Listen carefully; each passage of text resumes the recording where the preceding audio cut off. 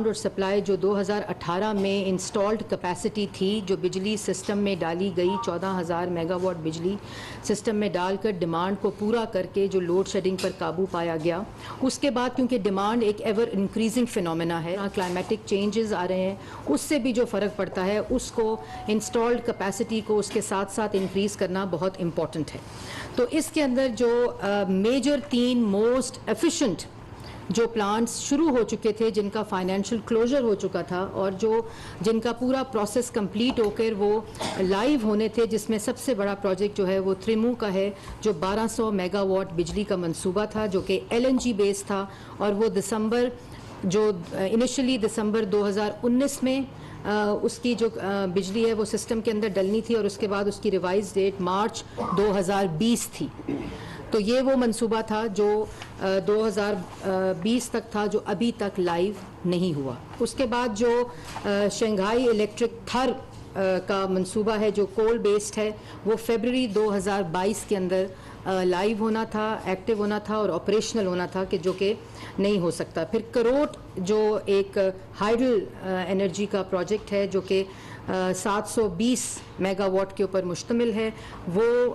भी जनवरी 2022 के अंदर आना था। इन तमाम चीज़ों को बताना आवाम को इसलिए ज़रूरी है कि ना सिर्फ 2018 में डिमांड के मुताबिक बिजली का बंदोबस्त किया गया था, बल्कि ये तमाम वो मंसूबे हैं जिन्होंने अगले 3 से 4 साल में ऑपरेशन होकर जो इंक्रीजिंग डिमांड है उसका भी बंदोबस्त करना था। ये उसके लिए भी लॉन्ग टर्म प्रोजेक्ट्स को शुरू किया गया था, कि जो कि इन तमाम चीज़ों के सिस्टम में लाना था। अब अगर आप स्लाइड्स पर देखें, अपनी स्क्रीन्स पर देखें, तो आपको बताना ये इम्पॉर्टेंट है कि पिछले साल के मुकाबले में हमने इस महीने, अगर इसको कंपेयर किया जाए लास्ट ईयर, तो तारीखों को मुकम्मल करके बिजली सिस्टम में डालनी थी। अगर अब आप देखें कि अगला जो हमारा इस वक्त प्लान है, जिस पे काबीना ने मंजूरी दी है और फौरी तौर पर इनके ऊपर अमल दरामद कराने का कहा है, और 2 दिन वज़ीर आज़म ने और कोई काम नहीं किया सवाए इसके तमाम मसरूफियात को तर्क करते हुए उन्होंने सिर्फ लोड शेडिंग की जो प्रॉब्लम है इस वक्त, जो मुल्क बुरहान में है, अवाम, कारोबारी हल्के, बिज़नेस कम्यूनिटी, ताजर कम्यूनिटी, जिस तरह वो इसका पूरा अदराक ये हुकूमत रखती है। एडमिनिस्ट्रेटिव हिचेस थी, जितनी रुकावटें थी, उन तमाम के ऊपर आज काबीना ने फ़ैसले कर दिए हैं और वो तमाम मंसूबे जो ताख़ीर का शिकार हैं वो तमाम भी सिस्टम में डाल लिए जाएंगे। तो मकसद इस वक्त मौजूदा सूरत हाल, जो हंगामी सूरत हाल है, गैर मामूली सूरत हाल है, चैलेंजिंग सूरत हाल है, उसको निमटने की कोशिश है। उसके का गैप है, वो एडिशनल किस तरह कैपेसिटी इंक्रीज़ करके इंस्टॉल्ड कैपेसिटी उसको शामिल किया जाएगा, वो भी इसके अंदर इंतज़ाम है। और आइंदा आने वाले सालों के अंदर जो एक प्राइम मिनिस्टर का काबीना पूरी के अंदर एक जो बहस हुई कि किस तरह हम रिन्यूएबल एनर्जीज़ के ऊपर जाएं, ताकि जो इंटरनेशनल फ्यूल प्राइसेस के अंदर इंक्रीज़ है और एक सर्ज आ रही है जो स्काई हाई इस वक्त हैं, लेकिन हम मकामी तौर पर किस तरह रिन्यूएबल एनर्जी, जिसमें सोलर है, विंड है, उसके ऊपर किस तरह हम कन्वर्ट हो सकते हैं एज ए नेशन, ताकि ये जो बहरान है उसमें हम सब अपना हिस्सा भी डालें और काबू भी पा सकें। तो ये चीज़ें थी जो कि लोड शेडिंग से रिलेटेड थी, जो आपके सामने पेश की गई। और इसके साथ साथ ना सिर्फ सप्लाई साइड के ऊपर ये तमाम चीज़ें की गई हैं आज फैसले, और ये प्लान दिया गया है काबीना ने जो अप्रूव किया, बल्कि इसके साथ साथ एक पूरा कंजर्वेशन प्लान भी आज काबीना ने अप्रूव किया है। और उस कंजर्वेशन के अंदर जो सबसे चीज़ है वो तजवीज़ ये आई थी काबीना को कि 33% जो POL के जो मद में, फ्यूल के मद में कोटा है गवर्नमेंट ऑफिशल्स का, और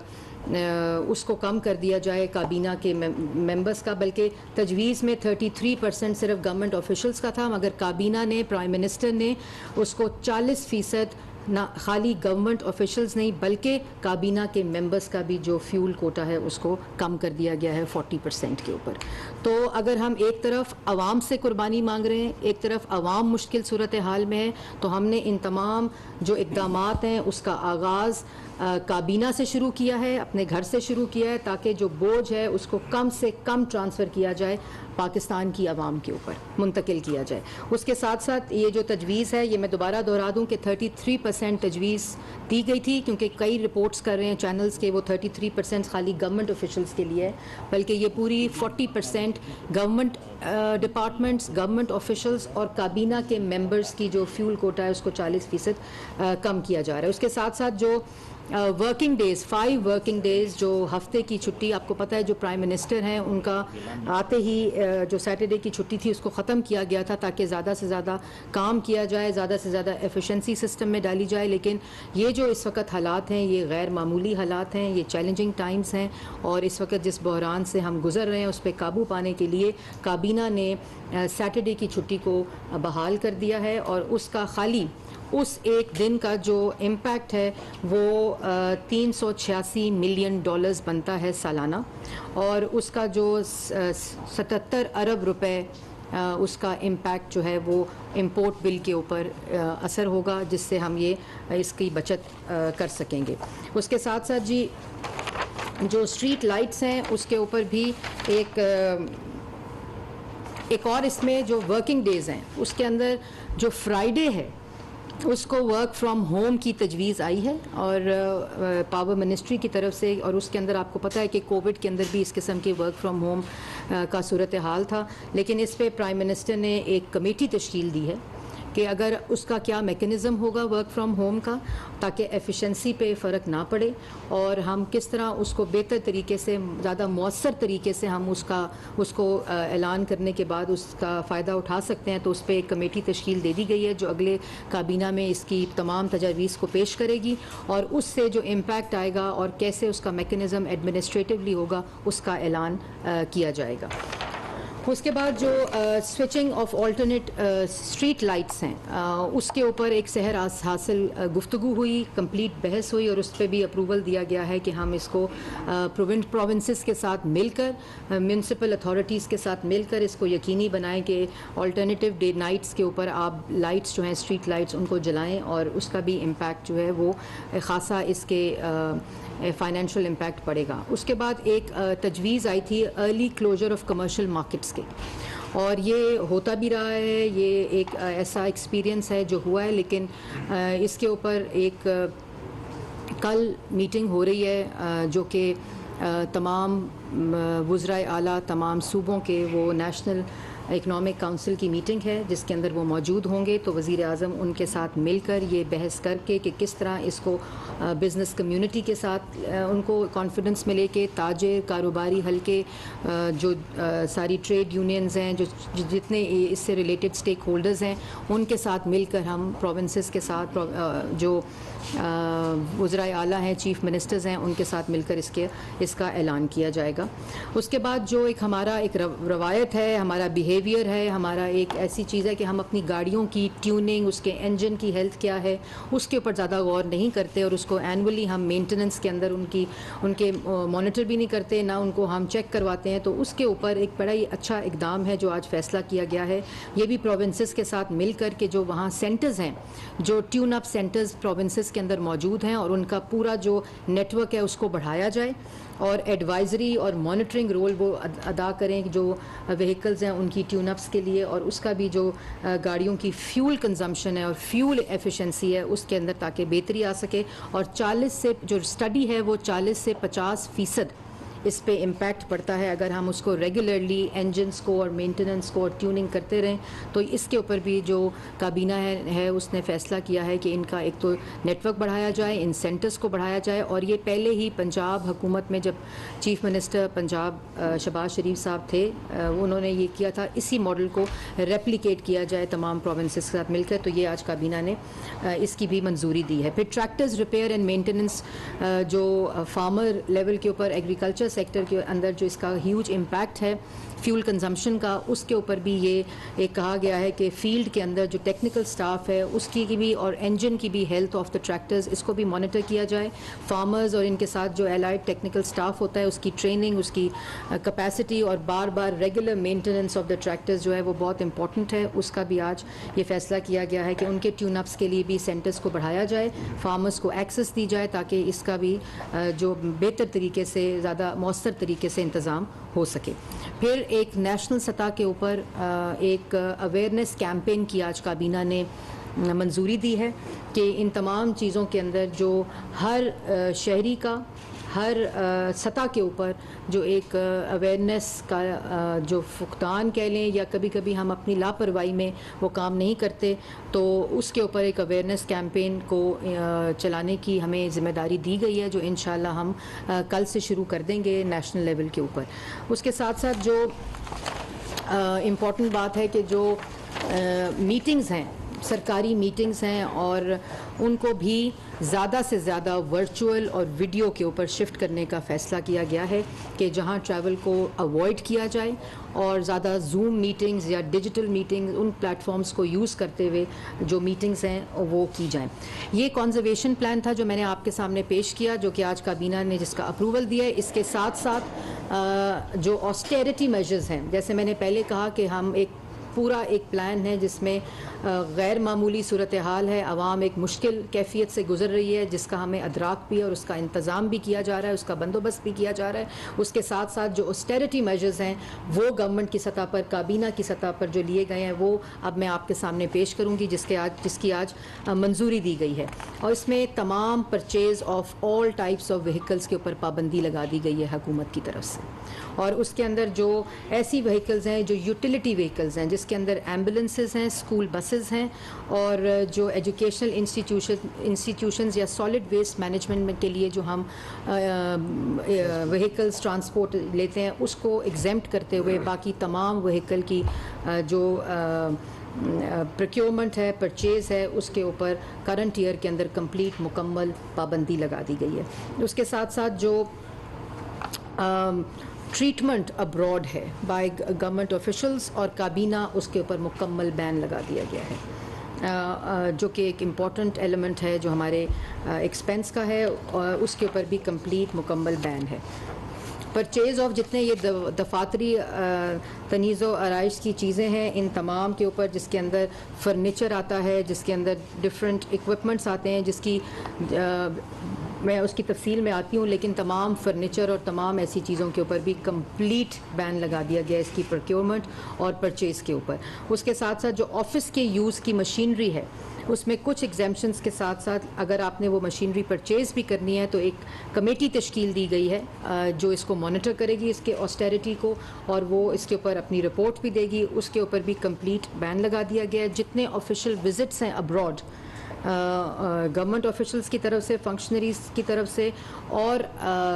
मिनिस्टर्स की तरफ से, उस पे भी मुकम्मल पाबंदी लगा दी गई है। सिर्फ वो जो कि ऑब्लिगेटरी विजिट्स हैं सिर्फ उसकी इजाज़त दी जाएगी, और अगर इसके अलावा कोई बहुत ज़रूरी ऐसा बायलैटरल विज़िट है जिसको होना बहुत ज़रूरी है, जैसे मैंने पहले कहा ऑब्लिगेटरी विज़िट्स हैं, उसके ऊपर भी कमेटी जो है वो फ़ैसला करेगी और उसके बाद उसकी इजाज़त दी जाएगी। तमाम दफातर के अंदर जो कि गवर्नमेंट के ऑफिस हैं, एलाइड डिपार्टमेंट्स हैं, ऑटोनमस बॉडीज़ हैं गवर्नमेंट की, उनके अंदर लंचेस, डिनर्स और हाई टीज़ मुकम्मल तौर पर बैन कर दी गई हैं। और जो इसको मॉनिटर किया भी जाएगा जो इंस्पेक्शन कमेटीज़ हैं, और इसके ऊपर भी मुकम्मल बैन कर दिया गया है किसी भी किस्म के एक्सपेंस के ऊपर। उसके बाद जी जो कंजम्पशन है यूटिलिटीज़ की गवर्नमेंट लेवल के ऊपर और गवर्नमेंट की सतह वफाकी काबीना के इजलास के बाद वज़ीर इत्तलात और काबीना अरकान मीडिया को ब्रीफ कर रहे हैं। और जैसे मैंने आपको पहले 40% ऑफ द फ्यूल कोटा है वो मैंने पहले आपको बता दिया है, और जूम मीटिंग्स का भी मैंने जिक्र ऑस्टेरिटी मेजर्स के अंदर पहले कर दिया है। तो ये वो तमाम ऑस्टेरिटी मेजर्स की चीज़ें हैं जो काबीना ने जिसके ऊपर अप्रूवल्स दिए हैं, और वो आज से उसके ऊपर अमल दरामद होना शुरू हो गया है काबीना की मीटिंग के बाद। अब एक एजेंडा है जो कि आज इलेक्शन कमीशन की रिपोर्ट पेश की गई है काबीना के सामने, और उसके अंदर काबीना के इजलास में काफ़ी सहर हासिल उस पर गुफ्तगू भी हुई है और बहस भी की गई है, और ये भी डिफरेंट तजावीज़ भी काबीना की तरफ से आई हैं कि किस तरह इलेक्शन कमीशन की वर्किंग को बेहतर बनाया जा सके ताकि आइंदा आने वाला जो इलेक्शन है वो शफाफ हो, गैर जानिबदार हो, और इलेक्शन कमीशन मौसर तरीके से, एफिशिएंट तरीके से अपना काम कर सके और कोई रुकावट ना हो। इसके लिए पार्लियामेंट के अंदर जब ये रिपोर्ट पेश हो रही है तो उसके ऊपर बहस के लिए काबीना ने तजवीज़ पेश की है कि पार्लियामेंट इसके ऊपर एक सहर हासिल बहस करवाए और पार्लिमानी कमेटीज़ जो हैं सेनेट के अंदर और नेशनल असम्बली के अंदर वो मुकम्मल तौर पर इस पर बहस करें और तजावीज़ मुरतब करें ताकि जो इलेक्टोरल रिफॉर्म है जो इस हुकूमत का इत्तेहादी हुकूमत का एक अव्वलीन प्रायोरिटी है, तरजीह है, वो तजावीज़ उसके अंदर शामिल कर ली जाएं। इसके साथ साथ डस्का इलेक्शन के ऊपर रिपोर्ट पेश की गई है और उसके अंदर भी काबीना के जो मेंबरान हैं काफ़ी तशवीश पाई जाती है और ये रिपोर्ट के अंदर जो लोअर स्टाफ है, जो वो सतह जिसमें टीचर्स हैं, बैंक ऑफिसर्स हैं, मुख्तलिफ महकमों के जो लोग इलेक्शन कंडक्ट कराते हैं,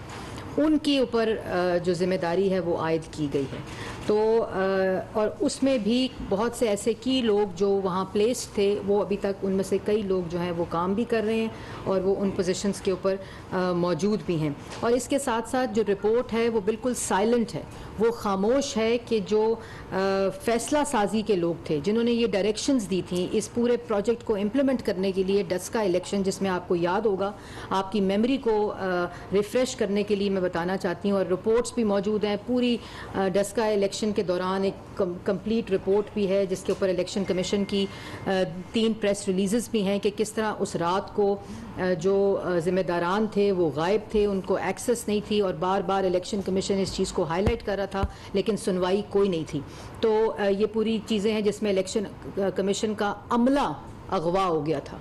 इलेक्शन कमीशन के जो अमला है वो अगवा हो गया, डब्बे वोटों वाले जो हैं वो चोरी हो गए और फिर धुंध के बायस कहा गया कि ये अमला जो है वो इलेक्शन जो प्रिजाइडिंग ऑफिसर है वहाँ वो तमाम लापता हो गए, वो अगवा हो गए। ये पाकिस्तान की तारीख में हमने वोट के डब्बे चोरी होते तो सुना था, वोट चोरी होते सुना था, लेकिन ये पहली दफ़ा हुआ कि इलेक्शन कमीशन का पूरा अमला गायब हो जाए धुंध के बायस। तो ये वो रिपोर्ट पेश की गई है। तो उसमें काबीना के अंदर ये फैसला किया गया है कि एक आला सतही इंक्वायरी इनिशिएट की जाए कि जो ज़िम्मेदार ड्यूटी पे कानून साजी जो कर उस वक़्त जो फैसला साजी कर रहे थे, जो ये डिसीजंस ले रहे थे, जो ये डायरेक्शंस दे रहे थे, उसके ज़िम्मेदारान का तयन किया जाए और एक मुकम्मल इंक्वायरी के बाद कानून के मुताबिक उनके ख़िलाफ़ कार्रवाई की जाए। और ये सिर्फ डस्का इलेक्शन की बात नहीं है बल्कि इस तरह की जो कार्रवाई है, इस तरह के जो फ़ैसले हैं, उनका असर आइंदा आने वाले इलेक्शंस के ऊपर होता है, उनकी शफाफियत पे होता है, उनकी गैर जानिबदारी पे होता है कि कोई आने वाले वक्त में इलेक्शन के ऊपर उंगली ना उठा सके। अगर ये डस्का के ऊपर इंक्वायरी और ये एक ऐसी मिसाल ना बनाई गई, ये टेस्ट केस है पाकिस्तान के इलेक्शन के लिए, तो खाली डस्का का इलेक्शन नहीं बल्कि इसकी इंक्वायरी रिपोर्ट और तमाम ज़िम्मेदारान को कानून के मुताबिक जो सज़ाएं हैं वो दी जाएं ताकि इसकी डेटरेंस कायम हो और आइंदा ये कोई जुर्रत ना कर सके किसी तरह भी इलेक्शन को सबोटाज करने का और हाईजैक करने का। तो ये वो तमाम चीज़ें हैं जो काबीना में आज डिस्कस हुई और फैसले हुए। अब मैं कायरा साहब को ये कहूँगी कि अगर वो इसमें कुछ ऐड करना चाहें काबीना के मेंबर्स की तरफ से। बहुत शुक्रिया। बहुत सारी जो वजाहत है वो मरीम साहबा ने कर दी है। काबीना ने यकीनन इस बात पे एक तशवीश है कि मुल्क के हालात बड़े सख्त हैं, मुश्किल सूरत हाल है, फिस्कल स्पेस कम है और इस वक्त हमें मज़ीद ज़्यादा बेहतर, अहम और मुश्किल फ़ैसले करने की ज़रूरत है। यही तकाज़ा इस वक्त हालात हमसे करते हैं, यही तकाज़ा आप सारी कौम हमसे करती है। लीडरशिप है भी यही कि आप मुश्किल वक्त में अच्छे, भले वो मुश्किल ही फ़ैसले हों लेकिन वो फ़ैसले करके ताकि आइंदा आने वाले दिनों में कोई बेहतरी की नवीद मिल सके। इस सूरत हाल में जब डिक्लाइन हो रहा हो और आप डिक्लाइन को रोकते हैं फिर उसको इम्प्रूव करने की तरफ चलते हैं, तो इस पर काबीना के अंदर मुकम्मल तौर पे वज़ीर आज़म साहब भी और सारी काबीना इस पर मुत्तफ़िक थी कि हमें जिस तरह मरीम ने भी बताया आपको कि बहुत सारे फ़ैसले वो थे जो ऑस्टेरिटी मेजर्स के हवाले थे, बहुत सारे वो है जो कौम की आदत बदलने के हवाले से, काबीना को अपने आप को गवर्नमेंट की परफॉर्मेंस को इम्प्रूव करने के हवाले से, और इसी तरह पाकिस्तान के अपने इस वक्त दुनिया में ओवरऑल जो एनर्जी है उसकी कीमत बहुत बढ़ रही है और ख़ास तौर पे कोल की, तेल की, इन दोनों पे इन्हिसार कम करने के लिए आज ये भी एक फ़ैसला हुआ, बल्कि इसके ऊपर वज़ीर आज़म साहब ऑलरेडी टास्क फोर्स बना चुके हैं कि लोकल कोल के इस्तेमाल के जितने भी ज़राए हैं, वो थर कोल है या हमारा बलूचिस्तान का या पंजाब का या मुल्क भर में जहाँ भी, उस कोल के इस्तेमाल को जल्द अज जल्द हमारे जो प्लांट्स हैं उनके अंदर इस्तेमाल किया जाए। उस पर प्लांट्स की कन्वर्शन के लिए वज़ीर आज़म ने चाइनीज़ जो कंपनीज़ हैं उनके साथ भी बात की है, जापानीज़ के साथ भी बात की है, बाकी लोगों से भी वो कर रहे हैं ताकि अपने वसाइल के ऊपर इन्हिसार किया जा सके। और आखिरी गुजारिश ये है कि इसमें टारगेटेड सब्सिडी यही बुनियादी तौर पे एक असूल रखा गया था। एन ब्लॉक सब्सिडी जो है वो मुमकिन नहीं है। वो कौन सी सब्सिडी है जो लैंड क्रूज़र वाले को भी दी जाए और 70 सीसी मोटरसाइकिल वाले को भी दी जाए? ये नहीं हो सकता कि 70 सीसी वाला 1 लीटर पेट्रोल डलवाए और उस पर 80 रुपये या 100 रुपये उसको सब्सिडी मिल जाए और उसी के साथ खड़ा हुआ लैंड क्रूज़र वाला 100 लीटर तेल डलवाए और वो 10,000 रुपये की सब्सिडी लेके चले। ये मुमकिन नहीं है।